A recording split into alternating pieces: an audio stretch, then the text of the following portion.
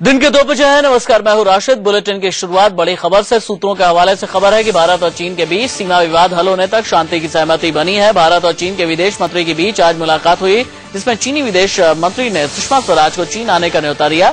चीनी विदेश मंत्री वांग यी कल प्रधानमंत्री नरेंद्र मोदी और राष्ट्रपति से मुलाकात करेंगे। तो नरेंद्र मोदी सरकार के साथ संबंध बनाने के इरादे से चीन के विदेश मंत्री वांग यी आज भारत पहुंचे हैं और उनकी विदेश मंत्री सुषमा स्वराज के साथ आपसी मसलों पर बातचीत हुई है।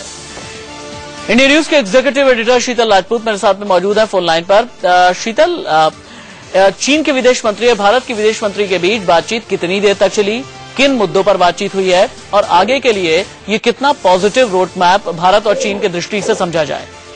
हमें इस बात से राशिद अंदाजा लगाना चाहिए कि चीन के विदेश मंत्री को भारत भेजने का जो निर्णय चीन की सरकार ने लिया वो एक नॉर्मल जो प्रैक्टिस है उससे अलग हटकर है। इस तरह से दूत के तौर पर भेजा एक तरह से, और कोई पहले से प्री प्लान ट्रिप नहीं था, फॉरेन मिनिस्टर्स की टॉक्स नहीं थी, तो ये एक डिविएशन था ट्रेडिशन से। तो अब दरअसल बात यह है कि जो झलक दिखाई है नरेंद्र मोदी ने अपने शपथ ग्रहण समारोह में अपनी विदेश नीति को लेकर, सोच को लेकर, तो तमाम देश जो है इस पूरे इलाके के, उनमें होड़ मची है कि नरेंद्र मोदी और उनकी सरकार से पहले पिंगे कैसे आगे बढ़ाई जाएं। आपको बता दूं कि ये जो चीनी विदेश मंत्री आए हैं विशेष दूत के तौर पर, ये एक ट्रेडिशन से डिविएशन है, प्री प्लान ट्रिप नहीं था।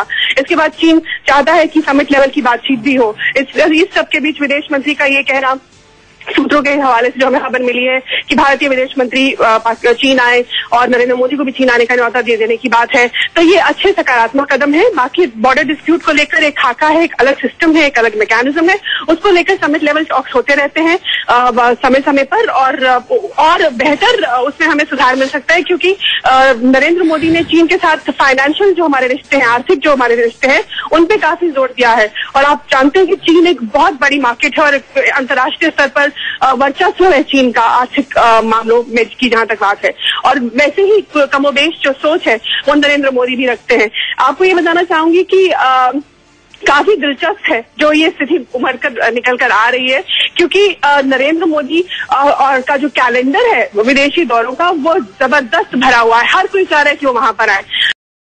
आपको ये बताना चाहूंगी कि काफी दिलचस्प है जो ये स्थिति उभर कर निकल कर आ रही है, क्योंकि नरेंद्र मोदी और का जो कैलेंडर है विदेशी दौरों का, वो जबरदस्त भरा हुआ है। हर कोई चाह रहा है कि वो वहां पर आए। जापान का उनका दौरा है अगले महीने, अब से कुछ दिनों बाद इसी महीने वो भूटान जाने वाले हैं, पहला उनका विदेशी दौरा है। फिर उसके बाद ब्रिक्स समिट होगा जिसमें वो हिस्सा लेंगे, और रूस, जिसमें रशिया, इंडिया, चाइना, सभी तमाम राष्ट्राध्यक्ष रहते हैं ब्राजील के। उसके बाद फिर उन्हें अमेरिका आने का न्योता है ओबामा से। तो जो नरेंद्र मोदी ने अपनी विदेश नीति की एक छोटी सी सोच की झलक दिखाई है, ये उसी का नतीजा है कि सारे देश हमारे दरवाजे पर आकर खड़े हैं।